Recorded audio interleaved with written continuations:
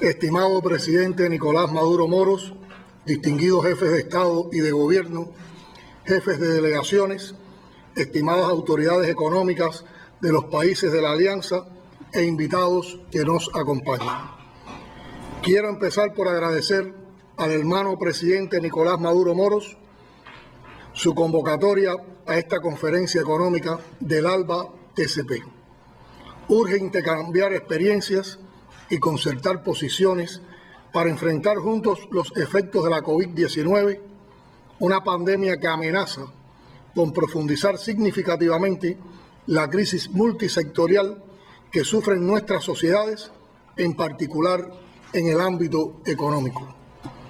Por más que se prevé una afectación global, nadie discute que quienes sufrirán más las consecuencias de la crisis son las naciones del sur, porque al pesado lastre del subdesarrollo y el endeudamiento se añaden las medidas coercitivas unilaterales a las que algunos de nosotros estamos sometidos en el contexto de un orden internacional injusto que compromete el desarrollo sostenible de nuestros pueblos. Desde principios de año asistimos a una dolorosa clase de economía política global. Cada barco al que se le cerraron los puertos, cada avión que no encontró pista para aterrizar, cada persona contagiada a la que se le exigió dinero para tratamiento, cada especulación financiera para obtener con ventaja medicamentos o medios de protección que todos necesitan, cada solicitud de ayuda sin respuesta, cada muerto sin tumba conocida, tragedias todas sobre las que hemos sabido a través de los más diversos medios, es una expresión del egoísmo y la injusticia de modelos económicos de un sistema cuyo único fin es enriquecer minorías a costa del sufrimiento de las mayorías. Increíblemente, el mundo superdesarrollado, el que roba cerebros y deslumbra con el brillo de producciones sofisticadas, se ha mostrado incapaz de emplear sus descomunales recursos en la construcción de un frente global contra una pandemia que solo puede ser enfrentada con dos fuerzas al alcance de todos: cooperación y solidaridad. En naciones desarrolladas de la Unión Europea, que han sido terriblemente golpeadas por la pandemia, muchas personas hablan de separación del bloque porque sienten que la integración comunitaria no ha funcionado ante la emergencia. Lo que podría ser una fortaleza añadida para países económicamente fuertes ha terminado siendo una debilidad en la percepción de varios ciudadanos por carencias éticas fundamentales. Hoy pueden verse claramente las diferencias entre gobiernos que han defendido y fortalecido el Estado como garante de estabilidad social y los que, empujados por las teorías neoliberales, lo achicaron, recortando las prestaciones sociales, los servicios públicos de salud y las investigaciones científicas.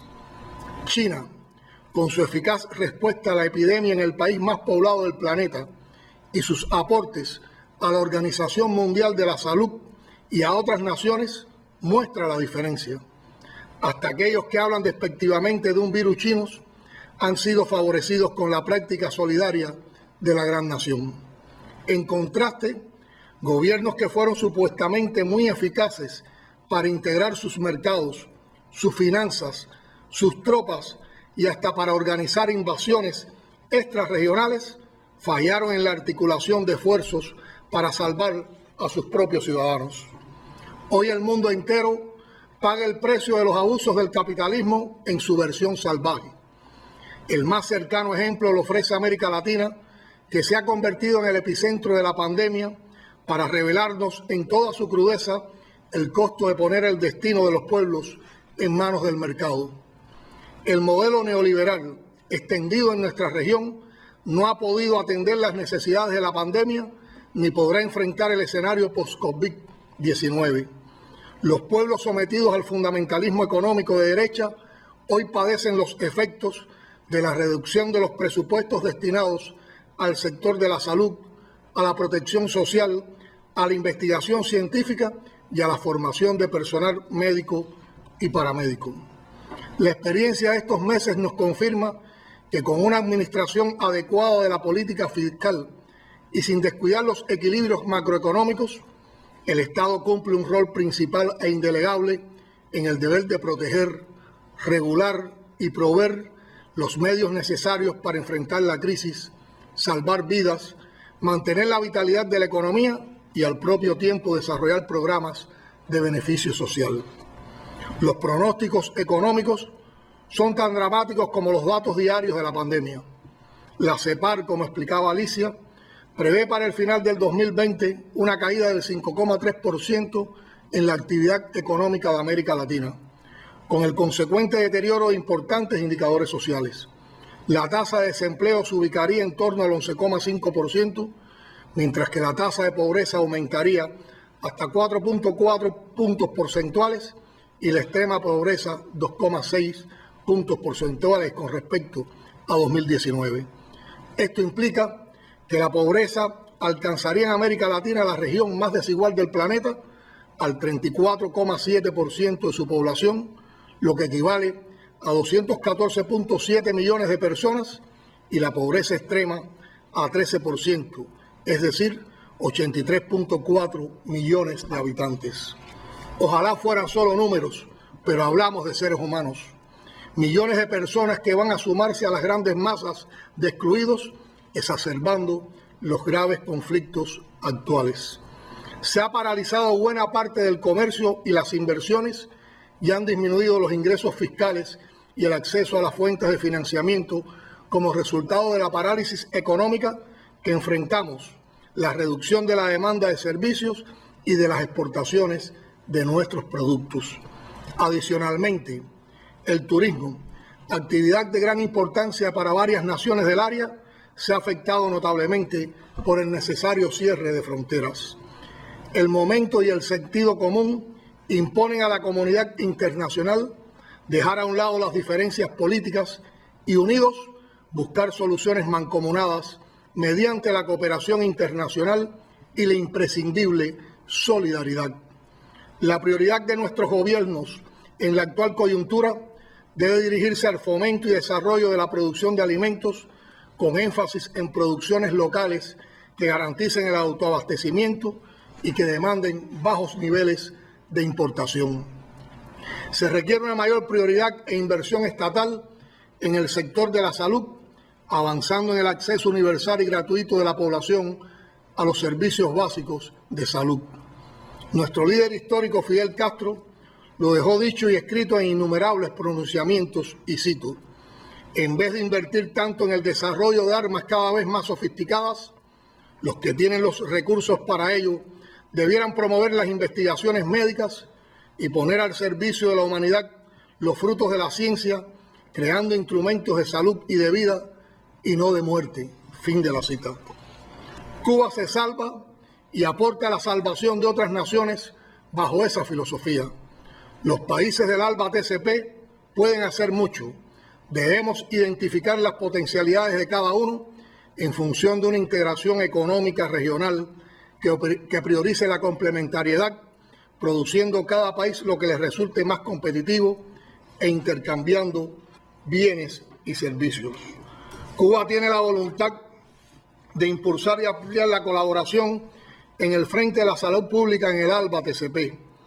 Ofrecemos brindar asesoramiento para el enfrentamiento a nuevos retos en el campo epidemiológico, que puede ser mediante cursos y seminarios.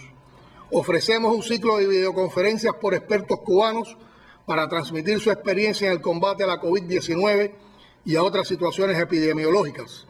Y ponemos a disposición de los países del ALBA al Instituto de Medicina Tropical Pedro Curí como consultor en esta materia.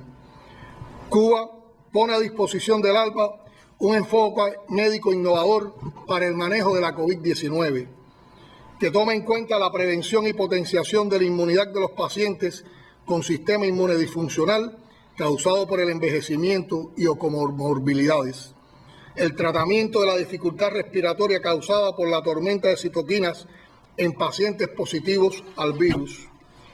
Cuba además propone el uso clínico de medicamentos biotecnológicos innovadores cubanos que han resultado favorables en tratamientos a pacientes cubanos, sobre todo críticos y graves, de la tercera edad.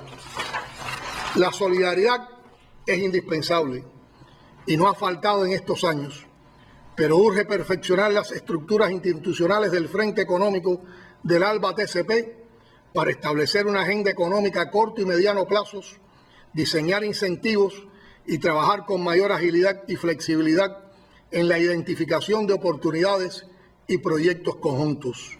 Tenemos la voluntad política para llevarlo a cabo y la capacidad demostrada de cooperar y complementarnos, todo lo cual puede multiplicarse. La nueva economía real precisa de un enfoque más productivo y menos inclinado a la actividad financiera. Los financiamientos han de canalizarse hacia la generación de bienes y servicios, propiciando que se gane más produciendo que moviendo el dinero. Y ya que nuestros históricos adversarios le emprenden contra la concertación global tan indispensable hoy, nos corresponde promover y fortalecer el multilateralismo y apoyar la gestión de la Organización Mundial de la Salud y de la Organización Panamericana de la Salud para coordinar una respuesta colectiva, única manera efectiva de ganarle la pelea a la pandemia. Cuba ofrece modestamente las experiencias de nuestra estrategia nacional para superar los efectos de la COVID-19 y en paralelo enfrentar la crisis económica que amenaza al mundo entero y será más grave para los que somos víctimas de bloqueos genocidas. A pesar de la compleja situación que atravesamos, Cuba no ha renunciado a los objetivos del Plan Nacional de Desarrollo Económico y Social hasta el 2030 por el bienestar, desarrollo y prosperidad del pueblo. El aporte de la biotecnología cubana y de otros sectores de la ciencia ha resultado determinante. Nuestros talentosos científicos, con sus investigaciones y productos farmacéuticos de nueva creación, han derrotado literalmente a la muerte. Mientras en el resto del mundo el 80% de los pacientes graves y críticos muere, la ciencia y la medicina cubana han salvado el 80% de los pacientes críticos y graves contagiados por el virus SARS-CoV-2. Y esto se ha logrado sin renunciar a la práctica internacionalista de compartir lo que tenemos. La descomunal y mendaz campaña del gobierno de los Estados Unidos contra la colaboración médica cubana, que privó de servicios de salud a poblaciones vulnerables de Brasil, Bolivia y Ecuador, donde la pandemia está provocando fuertes estragos, ha sido derrotada. En este instante, 34 brigadas médicas cubanas integradas por más de 2.500 cooperantes contribuyen de manera solidaria a mitigar el impacto de la pandemia en 26 naciones a pedido de sus gobiernos. Ellos se suman a los más de 28.000 profesionales de la salud que ya prestaban servicios en 59 países antes de la COVID-19.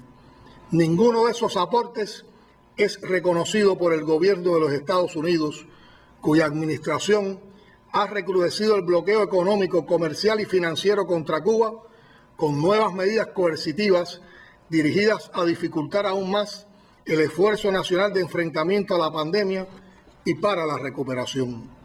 Excelencias y amigos, la paz y la seguridad regionales también se encuentran amenazadas.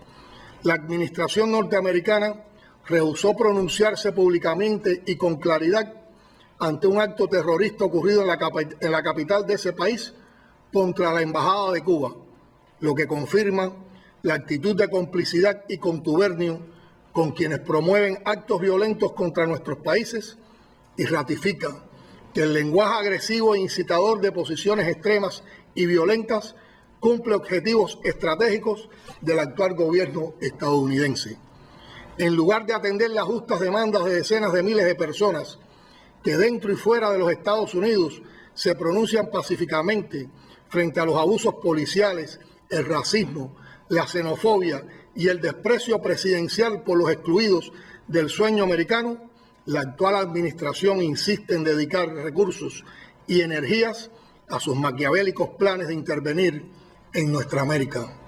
La hermana nación venezolana ha sido víctima de múltiples agresiones en contravención de las normas y principios del derecho internacional consagrados en la Carta de las Naciones Unidas y de los postulados de la proclama de América Latina y el Caribe como zona de paz. Despierta indignación el carácter despiadado de las medidas económicas coercitivas que unilateralmente aplica el gobierno de los Estados Unidos contra Venezuela. La persecución de buques mercantes constituye un acto de piratería moderna que sienta un precedente funesto en la región en relación con las normas y regulaciones que rigen la navegación mercantil internacional. Cuba reafirma su respaldo al presidente Nicolás Maduro y a la Unión Cívico-Militar del Pueblo Bolivariano y Chavista. No menos repudiables son las medidas contra el pueblo de Nicaragua con el objetivo de impedir su bienestar y seguridad.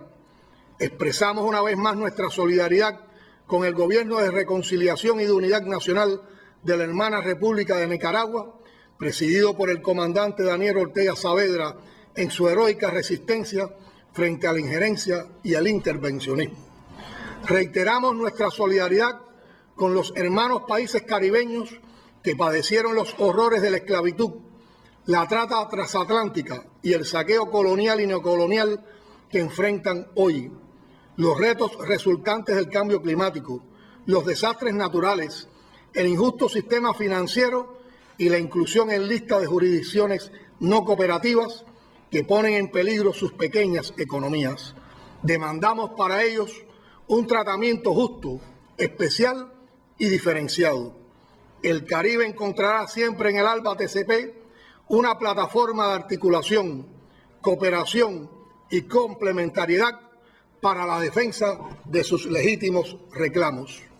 Hermanos, la realidad que afrontamos requiere solidaridad contra el egoísmo. No hay modo de rendir ni siquiera con las rodillas sobre el cuello a los pueblos que aprendieron a respirar la libertad conquistada con la sangre de sus mejores hijos y se deciden a luchar unidos. Estos tiempos difíciles deben motivarnos a continuar trabajando unidos con más cooperación y concertación.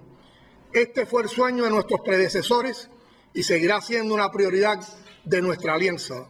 Trabajando juntos la victoria será nuestra, ahora y siempre. Muchas gracias.